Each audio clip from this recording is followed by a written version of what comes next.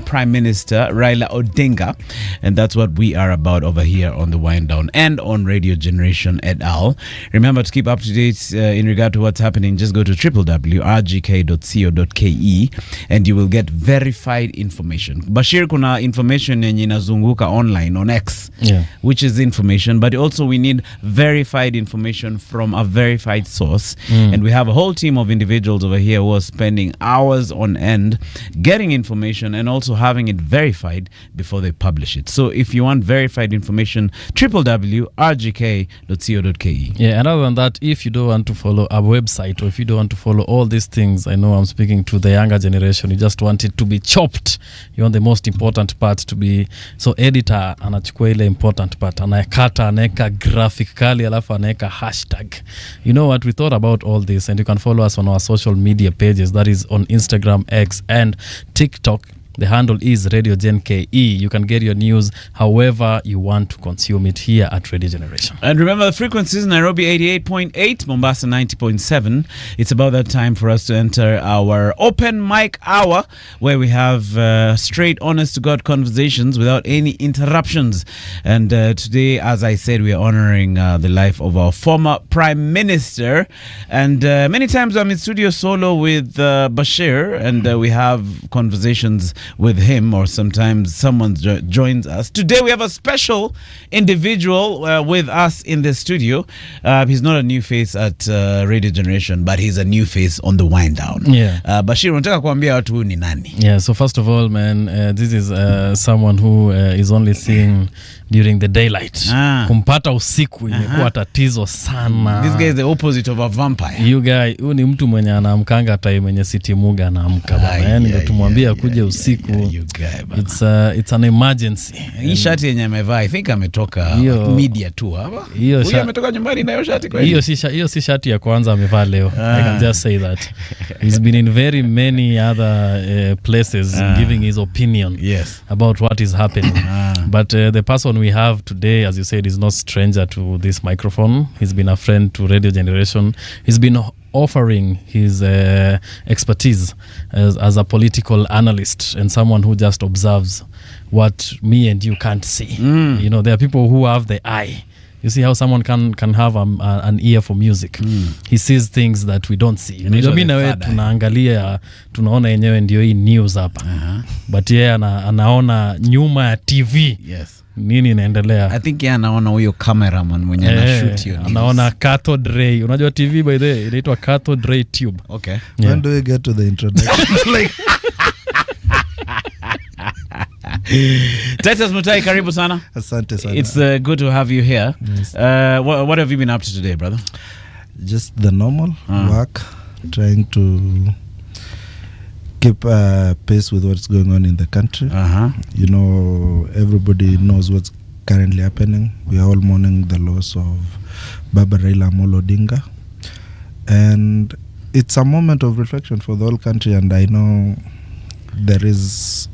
we are yet to experience the full impact of what has just happened today, or what happened yesterday, what has happened this week, because Raila is one of the most consequential individual to ever grace this country.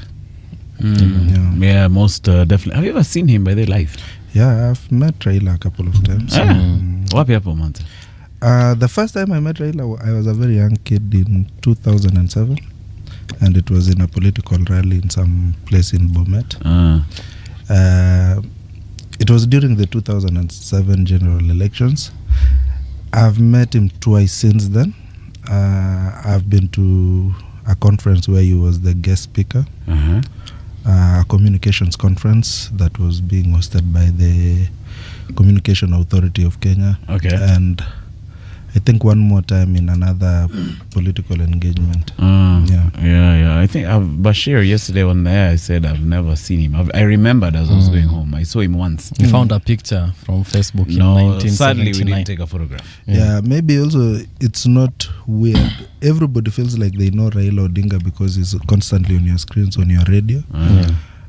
But your experience is not unique to you alone. Many Kenyans I've never had the opportunity to meet Raila Odinga one-on-one, but I don't think you would be right to claim that just because you have not met Raila physically, you don't know Raila. Everybody kind of knows Raila. If you have been born in this country and you've been around when things are happening, then you definitely know Raila Odinga. You know what he stands for. You know his fight for democracy. You know his fight for justice. This is a person who, even if you were totally clueless, this is one person you've had to have. If you have not met Raila individually, you've interacted with his policies at some point in time in the course of your life. If you've used Thika Road, you've met Raila Odinga. Yeah. Because he's the architect of the. If you've used the bypasses, he's the guy who designed all the bypasses in the Nairobi CBD. So his role as an individual, he touched so many people that he might not have been able to meet them one-on-one. And that's what statesmanship is. Your ability to do things that people who will never have an opportunity to see you will benefit from, and they will never even understand why they are benefiting from this.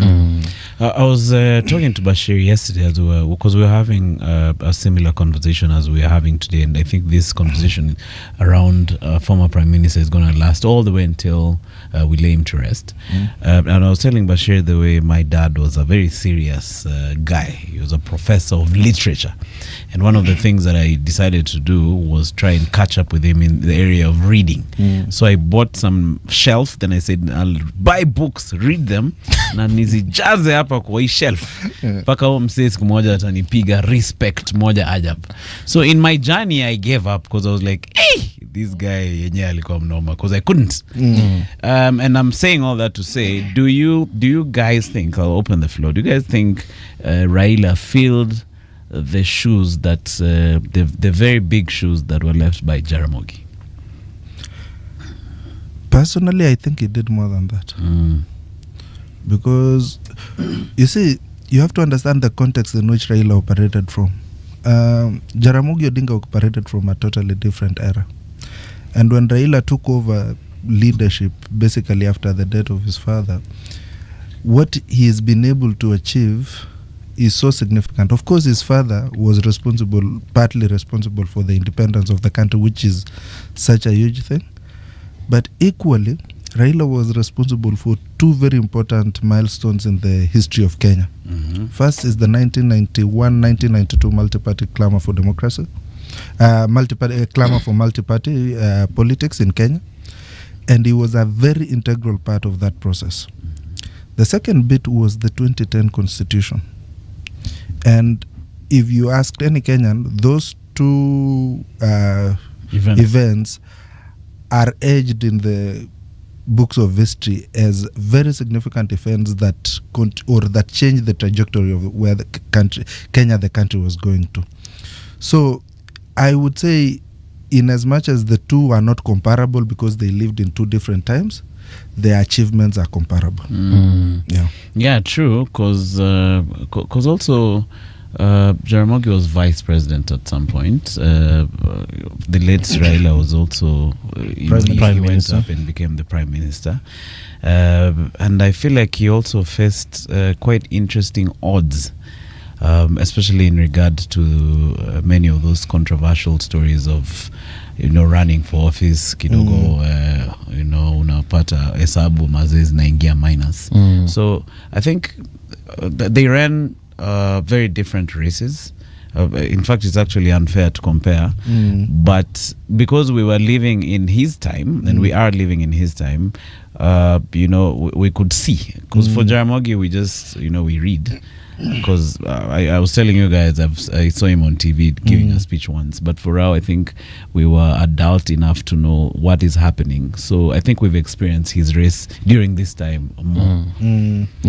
To be honest, Raila has been able to do so many things in the current state. Just think about, I strongly believe Raila won the 2007 general elections. Strongly believe that. That's why even when you hear people saying, oh, he's been awarded a state burial, unlike the president, was he a president and that kind of a thing?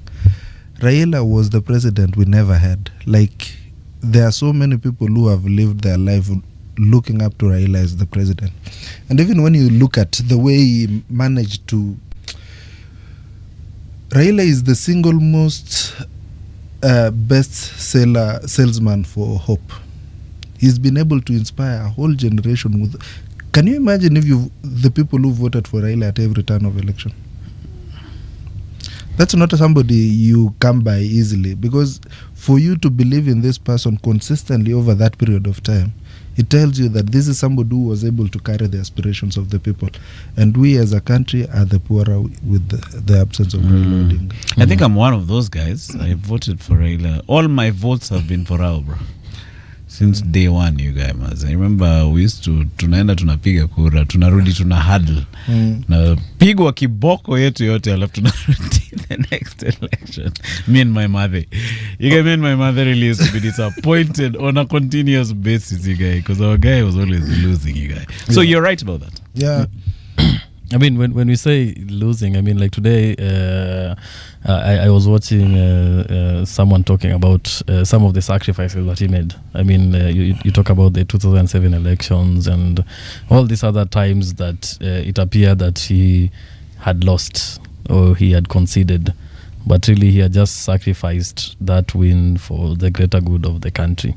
Yeah. Yeah. Because you also have to realize how difficult it is to step down when everybody believes you are the winner. But that is also the genius of Raila Odinga, or the magnanimity of Raila Odinga, was his ability to look at the big picture, remove himself from the whole situation, and then make a decision for the better of everybody. Of course, people have accused Raila of being a hardliner at some point in time, but would you really accuse somebody of being a hardliner if they are right and then they are just insisting on what they are right on? I don't think you would call that person a hardliner. Yeah, true. But now that is why even his ability to like sidestep his own personal ambition and be like, okay, let's make a decision. Since we are all claiming this presidency thing, let me allow you to be the president and we run this country together. People might see that as him negotiating his way into government, but what you really forget is the alternative for that.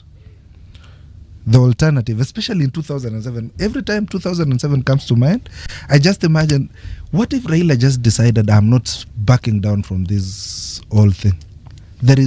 Everybody believes, in fact, even those people who were pro-Kibaki, I'm sure deep down inside them, they believed that Raila had won the election. And I promise you, if we had gone that direction, this country would have never recovered. Yeah, true. It would have been a whole different story.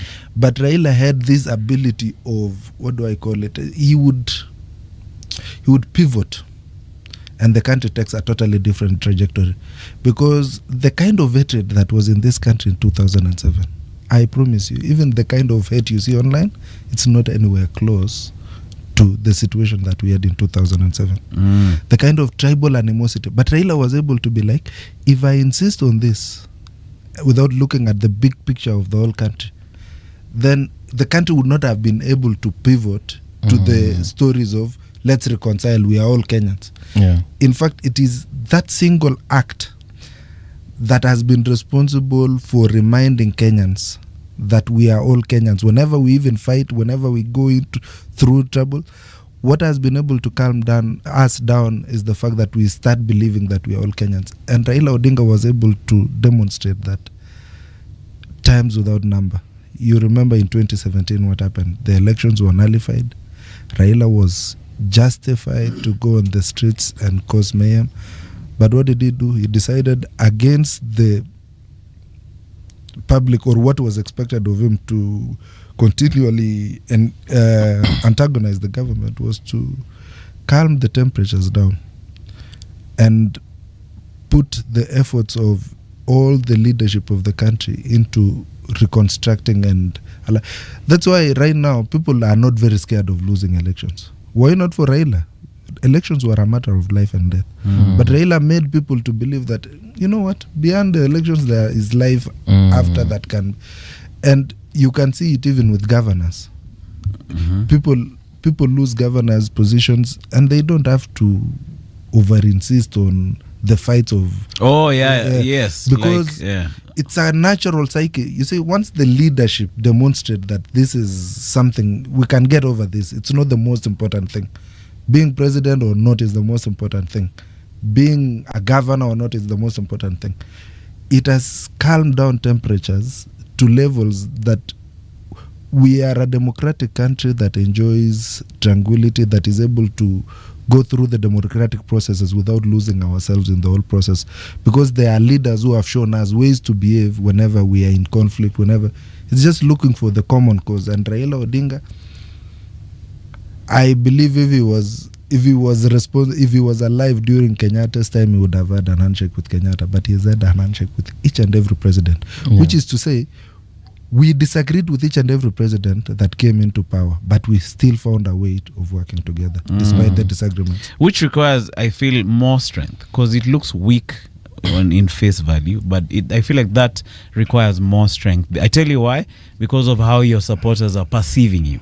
Because you have people around you, and I'm talking about the people around you in your inner circle. They're telling, "Webana, see, we push and get this thing." And from what people are saying now, especially after he passed on, they're saying many times he was the only person in the room who would stand his ground and say, no, for the sake of the country, we're just going to let this thing go and find another way of working around it, which requires a lot of strength. Yes, and the wisdom to look beyond the anger.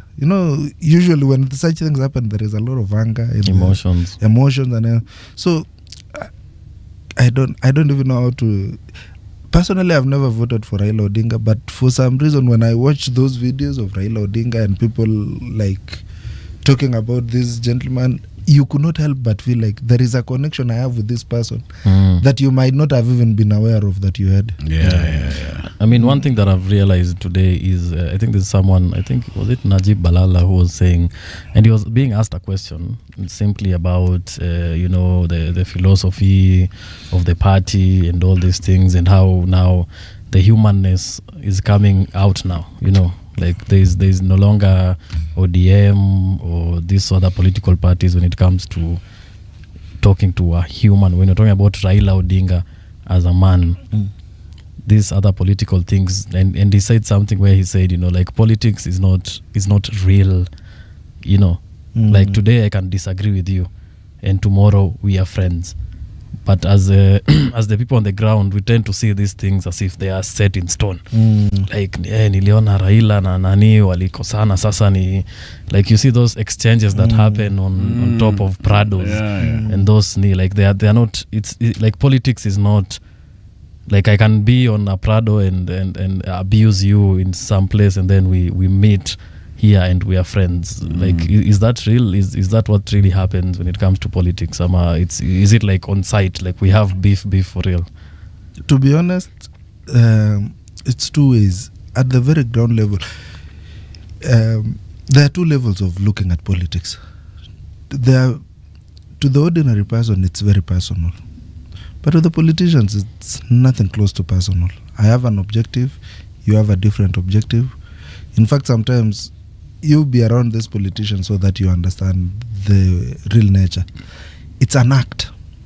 You guys are comedians and you usually put on an act every time. If you really observe very carefully, you do the same things that politicians do all the time. They have one act that they take to every other stop that they go to. The same way they tour, you comedians tour with your material. But looking at it from so the play at politics is very real, is very superficial, but the issues are real. So we could be talking about healthcare. How we talk about it in the public could look like these are not very serious issues, because I'm on top of a bus talking about how I will do this and this and this and this. But at the very core, at an individual level, these things really matter. So it's two ways. It calls for wisdom, especially amongst individuals. Whenever you disagree with somebody from a political point of view, those are just two different positions or two ways. Those are people with two ways of doing the same thing, just disagreeing on which one to use. But if you take it personally and then develop with the emotion and all that kind of thing, the reason why it's usually very easy to weaponize politics at a very personal level is, in as much as it's a play on top here, the issues are very real. Let's just talk about food, for example. When we are doing politics about unga and all that kind of nonsense, for the politicians talking on top of vehicles, it's basically them advancing what they think should happen or what they don't think should happen. But to the person buying unga today to feed his children, it's a very serious issue. So that it's serious and not serious at the same time. I don't know if yeah. There's like layers to it. Yeah, there are layers to it, and you have to really be nuanced to understand when to take what heart when dealing with such issues. Yeah. Are you satisfied? Yeah. Because I'm going to shift the conversation to another area. We are going through technically a 3-day mourning period, right? Yes. So we have today.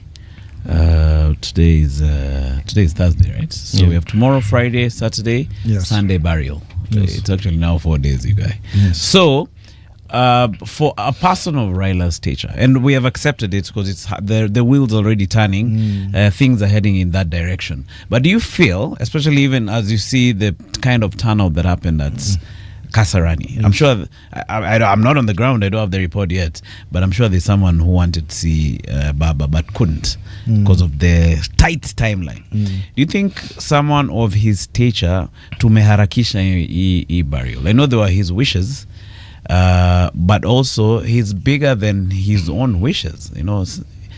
Yeye ni mkubwa kuliko yeye. He's more like an institution. He's transcended. Yes, transcended self. So there's somebody who needs that closure, needs to go and view. No, you're welcome for that transcended. No, it was really nuanced your argument.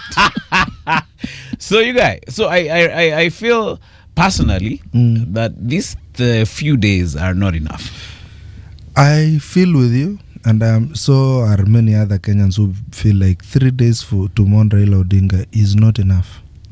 The only problem is we now have to balance between the wishes of Raila Odinga and the many Kenyans or his supporters who would like to have an elongated period.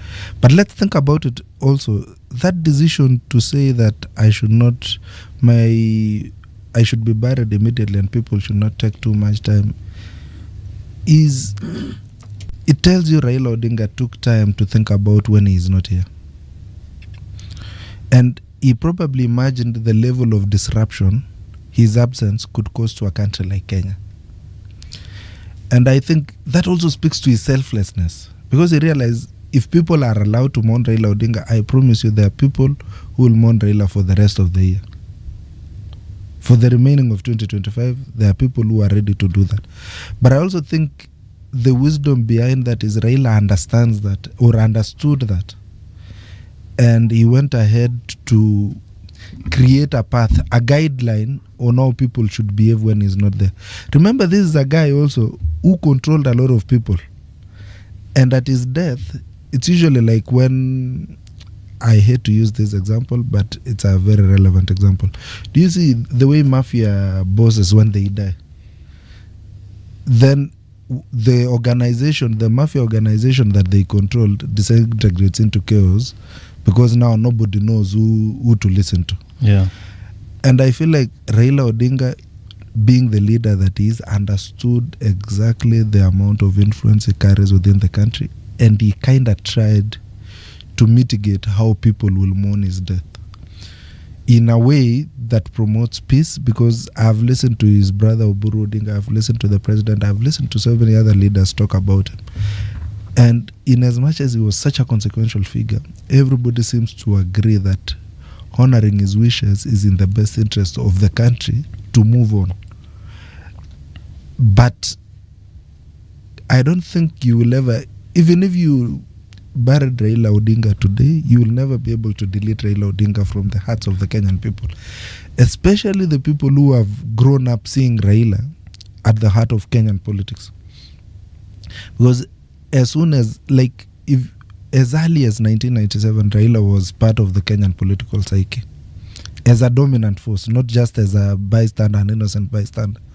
So you will not be able to delete that within a very short period of time.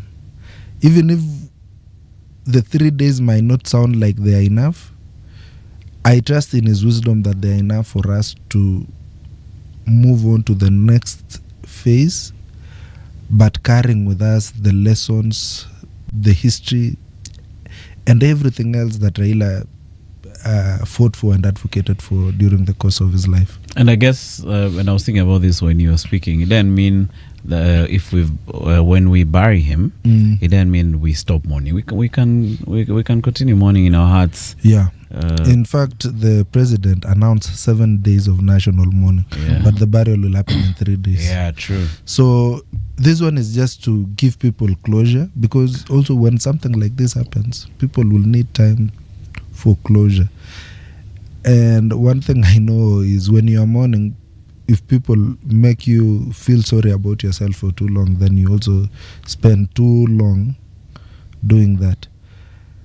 But I believe going forward, most leaders should be able to think about, have a reflection of how your life is, especially if you are operating at the level of Raila Odinga. I think it's very important that he had some guidelines on how to guide some people. Trust me, there are people who would be ready to go out and cause chaos just because Raila Odinga is no longer there. But because Raila left a word, it's so important for maintaining and managing the expectation of people. Well, you've mentioned how he had this agreements with presidents from you said if Kenyatta was there, he probably would have had an agreement with him that led to this that LDP Kanu merger. Remember that time? Yes. What do you think, and over here we're just musing, what do you think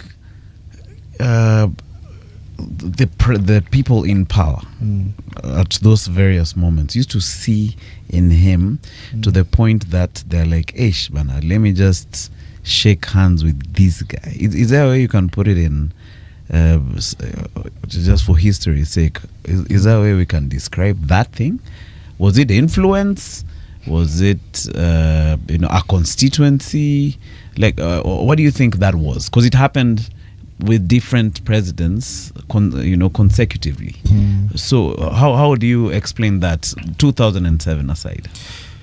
I have very contrarian opinions on that. The idea of Raila forming coalitions with all the other presidents that we had in that.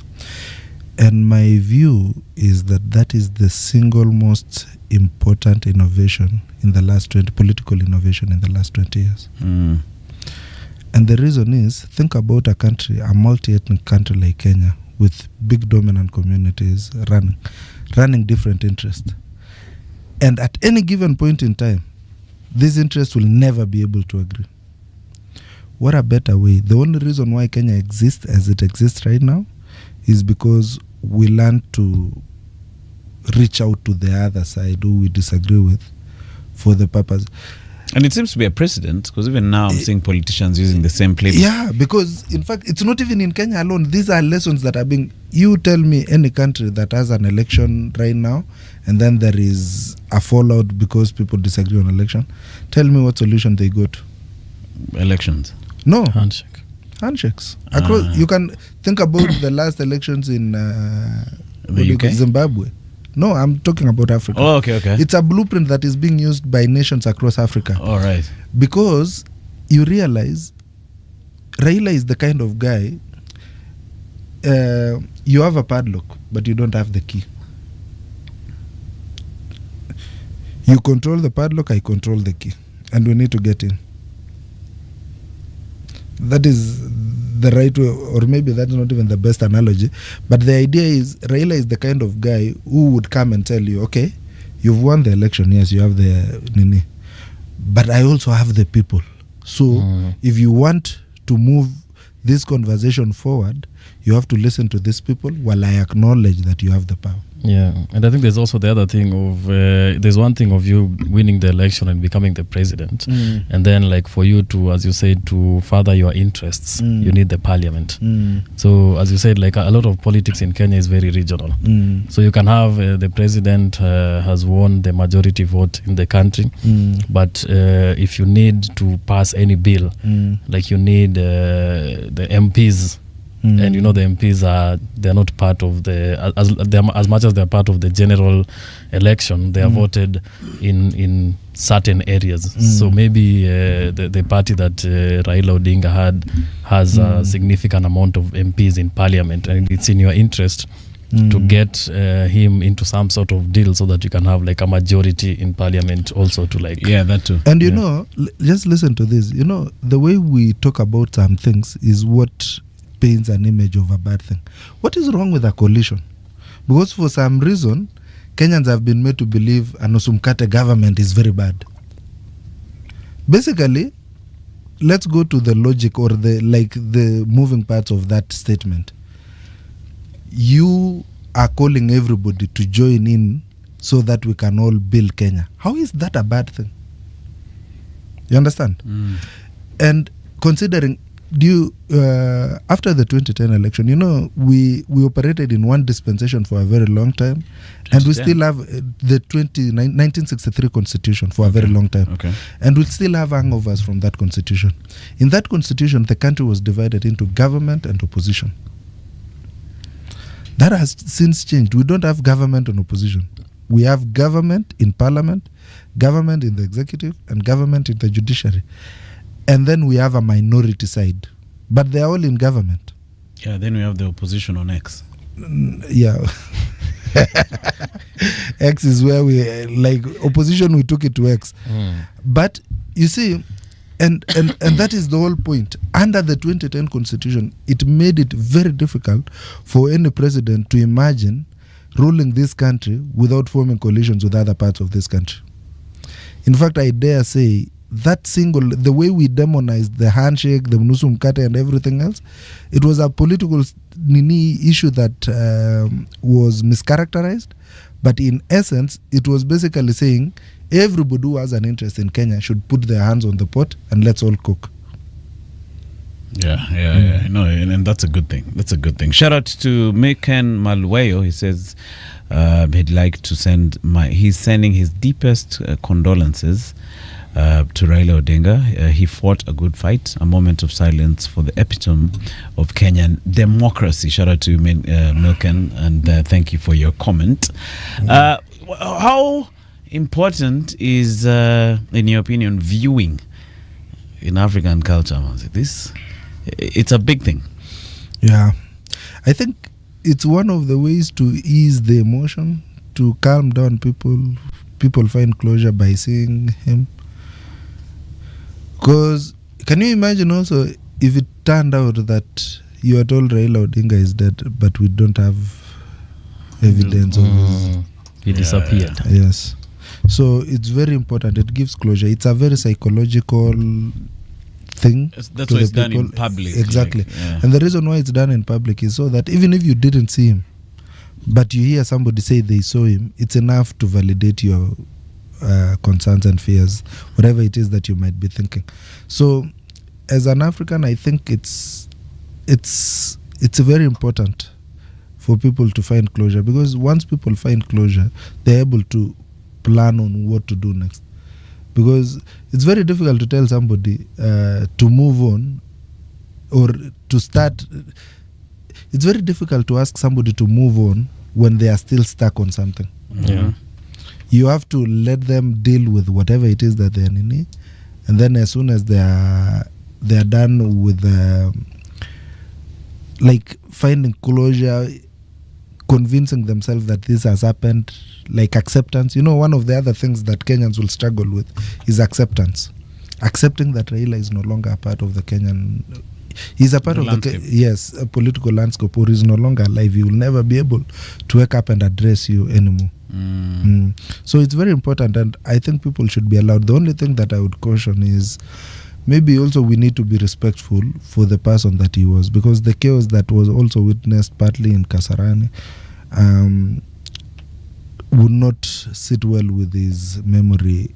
If we don't want to give him a chaotic send-off, we want to give him a dignified send-off, which everybody feels like he deserves. And if you have been in Kenya long enough, you know even the shutdown that is going on throughout the country is deserved. Tomorrow we have the state burial, the ceremony. Yes. Is it still slated for Nyayo Stadium? The last time I checked it, they had indicated that it would be happening at Nyayo Stadium. I don't think Kasarani would be able to do that considering what has happened today, but that's also something else. That's the opportunity now to bring in dignitaries from across the continent to come and pay their respects. Because of the caliber of people, the caliber of person he was. Unajua sisi tumemzoea hapa nyumbani, lakini sasa huko nje akona friends who are sitting in very very high places. Sasa when how wageni wanakuja hapa, as we are having that service together, we have to behave a certain type of way. Like we have to be disciplined, we have to sit, we have to listen. We can't bring chaos over there. Will it be open to the public? It's a public ceremony. And I'm expecting presidents from across Kenya, Uganda, Tanzania, like across the continent to basically to come. Because if you also realize, Raila's friends were presidents. Which was so interesting, because he wasn't a president. He was never a president. But he was president. He was living a presidential life. Yeah. I even saw the tweet from the treatment from the Indian government. It was top notch. Which tells you this is a person who was... Raila became who he was because of the things that he did. He earned respect from all those who interacted with him, both locally and internationally. I read the statement of Narendra Modi, the Prime Minister of India, and it was, you could tell these are people who are very close friends. I saw the messages of Janet Magufuli, the daughter of John Pombe Magufuli, and he was speaking about Raila as though he was speaking about his own her own father. So you realize Raila was able to establish networks across the globe, and those networks were very personal, because it was not just you could have imagined when he met the Prime Minister of India, he was a minister of a state. When he met Magufuli, he was the Minister of Roads in Tanzania. But those relationships were taken through to when even they rose to power, when Raila was still challenging to be president in Kenya, and he maintained all those good relationships, which speaks to his ability to create networks, connections with people across different cultures. Bashu, kuna kitu ya kuuliza ama niendelee? Endelea tu. There's been an announcement that Raila will be buried in a private ceremony. This announcement was made by Oburu. Yes. So what's going to happen is there's going to be a burial ceremony at Jaramogi Odinga University of Science and Technology, and then later Raila will be buried next to her mom and dad in a private burial, which will be attended only by a few people. I think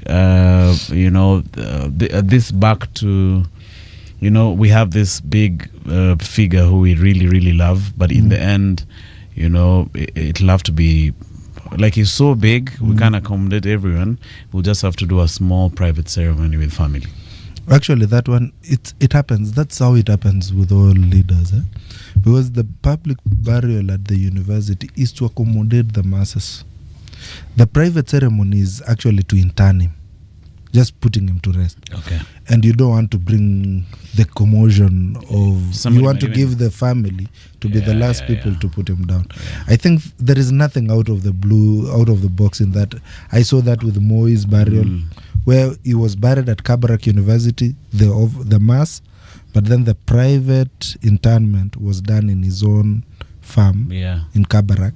Quietly, with only family members and a few invited dignitaries. And that is, I don't think that is not asking for too much. You saw Raila landing today. Do you think his family has had a chance to even see him I saw people in Karen in their and house. Even if he had been taken to Karen, there would be no space for the family to be able. So I think it's only fair for everybody to step back, honor the wishes of the family, allow them time to nini. Because I promise you, there is a lot that is about to change in the Kenyan political system. Right now, we will not see those effects right now. In the 2027 election is what will let us know or what will make us miss the Raila's presence in our political system. Right now, we are still in shock. It's like when you're involved in an accident and before you figure out what happened, you're usually first in a state of shock. That is the state we are still in right now. The repercussions of what has happened yesterday will be felt 2, 3, 4, 5 years down the line when the real politics play out, and then his force in the political field is not there. There are other forces that will come in and at play.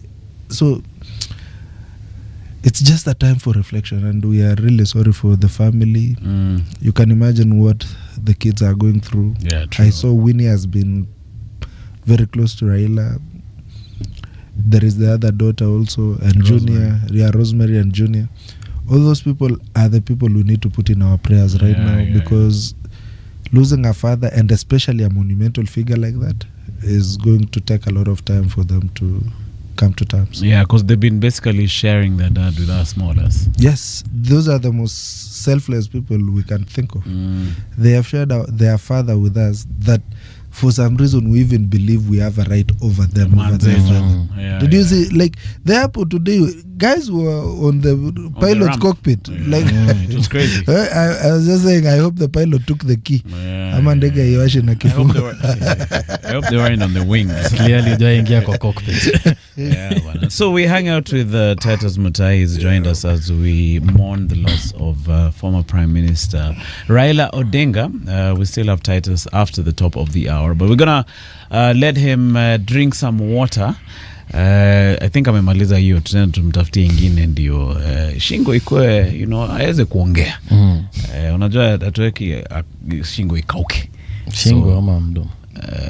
Nini hapa? Throat. You guy, man, that's why he failed it so hilly, man. But don't touch that dial. This is Radio Generation. This is the Wind Down. We'll be back.